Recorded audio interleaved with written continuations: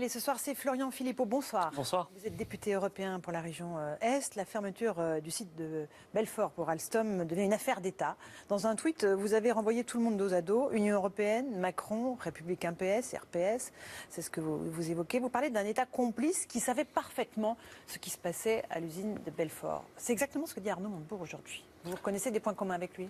Je veux dire, ça me paraît évident. Enfin, j'espère que l'État était au courant puisqu'il a quand même 20% des parts. Donc si l'État actionnaire à hauteur de 20% n'est pas au courant, c'est que vraiment il y a un énorme problème. Non, évidemment que l'État était au courant. D'ailleurs, on parle toujours de 400 emplois qui sont menacés à Belfort. On oublie les sous-traitants. Ça fait beaucoup plus que 400 emplois en réalité. Vous me dites, je vais vous parler comme Montebourg. Il se trouve que nous parlons souvent, enfin c'est surtout lui d'ailleurs qui parle comme nous, en dehors, si vous voulez, pendant les périodes électorales, il parle souvent comme nous. Mais sur le Made in France ? Oui, sur le protectionnisme, sur le patriotisme économique. Ça fait des années que ça se passe comme ça.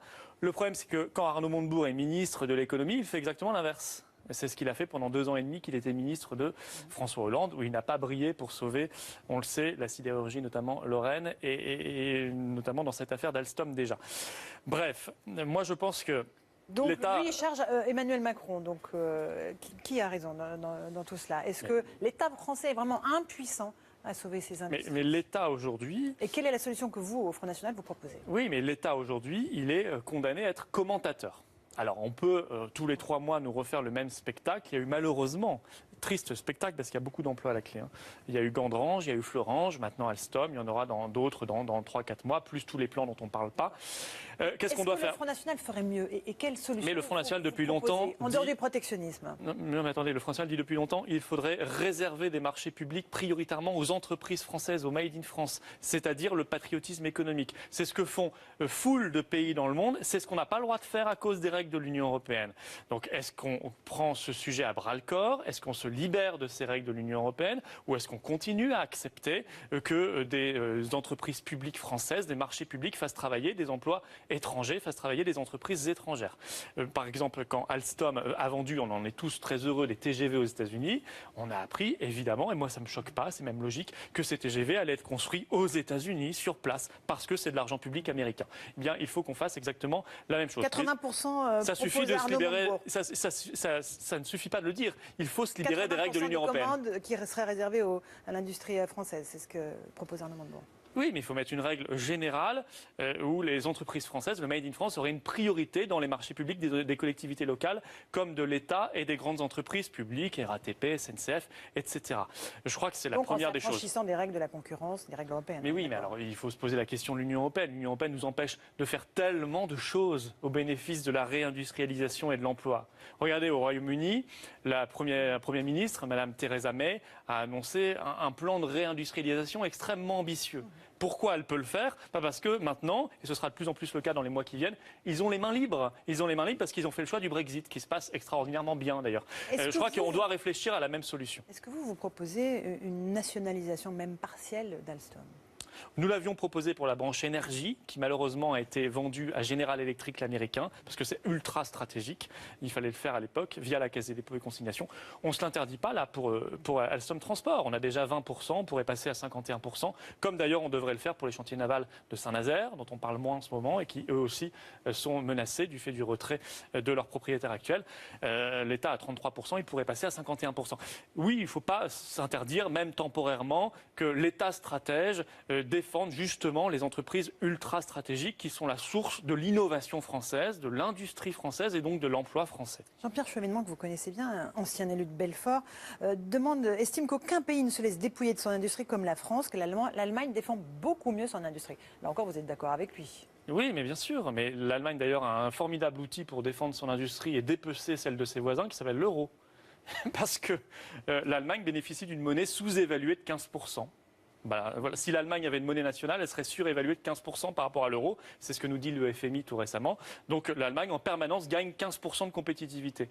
Alors que la France, elle, est plombée par l'euro. Parce que l'euro est 6% trop cher. Donc vous voyez, entre la France et l'Allemagne, 15 plus 6, ça fait 21.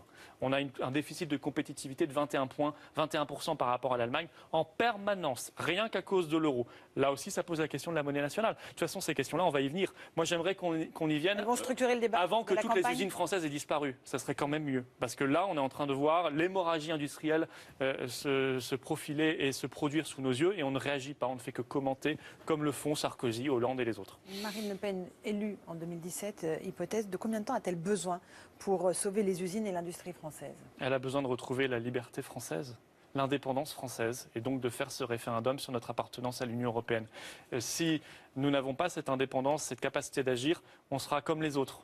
On sera dans le commentaire. Et on regardera, on n'aura plus que nos yeux pour pleurer et regarder les usines partir, fermer, se délocaliser.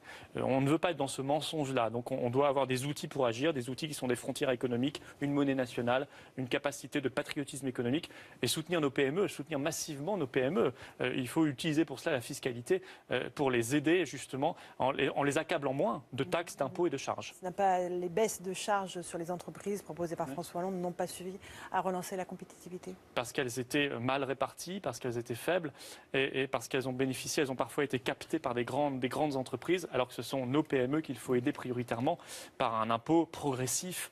Et je crois que nous devons le faire parce que ce sont elles qui créent aujourd'hui massivement l'emploi dans notre pays. Non seulement l'emploi, mais aussi l'innovation. Un mot de Fessenheim, les salariés EDF appellent à la grève pour protester contre la fermeture de la centrale fixée à l'horizon 2018. Si le FN est au pouvoir, vous revenez sur cette décision de fermeture? Oui, moi je les soutiens, les salariés, je les soutiens. Je vois d'ailleurs que l'ensemble des syndicats sont derrière ce mouvement, ça ne me surprend pas.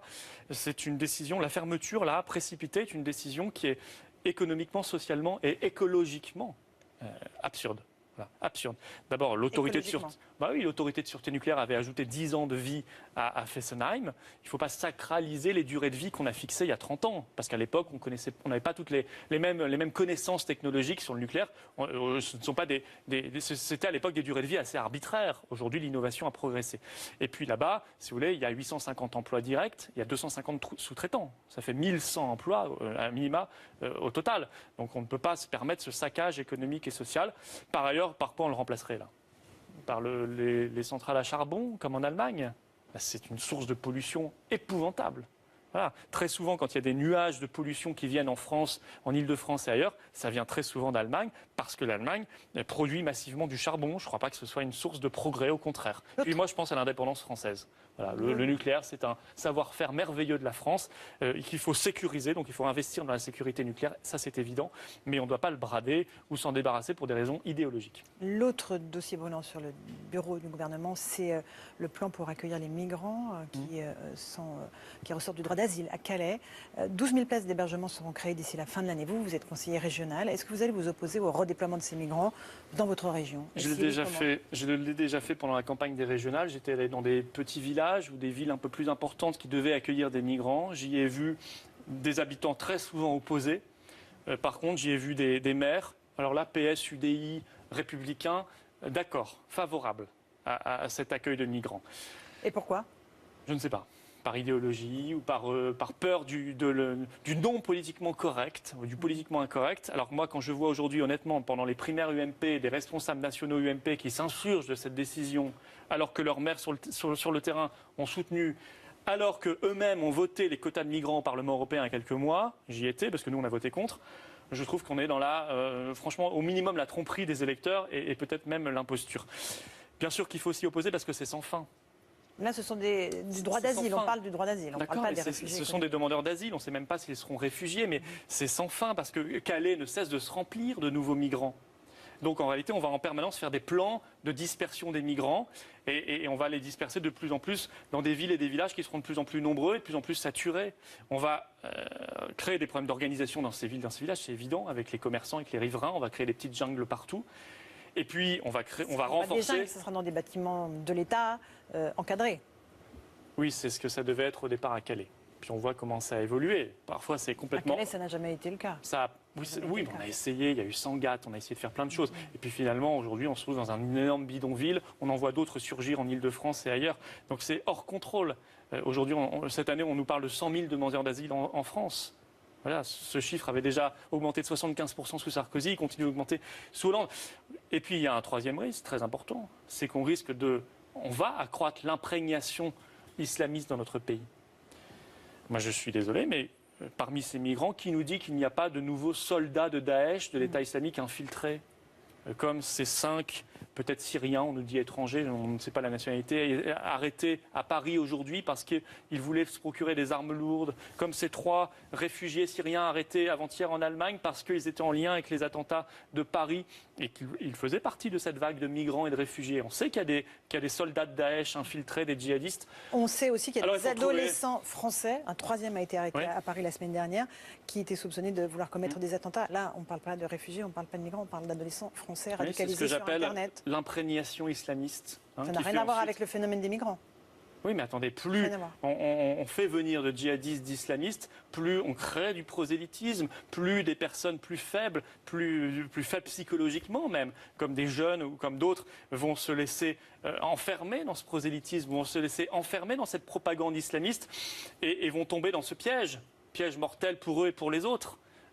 Et donc, est-ce qu'on continue avec cette politique folle d'immigration ? Parce que l'islamisme ne vient pas, il n'est pas tombé un beau jour du ciel. Il vient évidemment, il est lié à l'immigration massive qu'on connaît depuis des années, depuis très très longtemps, sous la droite, sous la gauche. C'est-à-dire, est-ce qu'on retrouve des frontières nationales ? Est-ce qu'on retrouve une maîtrise souveraine de notre politique d'immigration ? Si on veut expulser quelqu'un, on doit avoir le droit de le faire, et ce n'est pas un juge européen qui doit pouvoir nous en empêcher. Mais ça Ou est-ce qu'on continue la politique actuelle et celle de radicalisation des jeunes français, là on parle encore une fois, des jeunes qui sont des proies extrêmement faciles pour la propagande de Daesh. Qu'est-ce que ça changerait ? Mais attendez, ils sont des proies parce qu'il y a autour des prédateurs. Il n'y a pas de proie sans prédateur. Donc plus il y a d'imprégnation islamiste, plus il y a de prédateurs.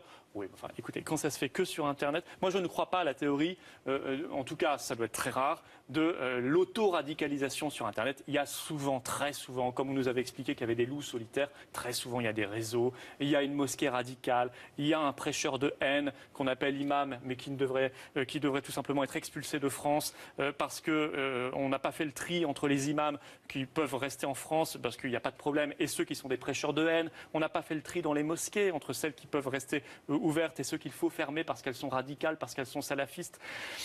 Voilà, tout ce travail n'est pas fait et il n'est d'autant pas fait que nous n'avons pas de frontières, que nous n'avons pas les moyens suffisants en termes de police, de renseignement, de douane.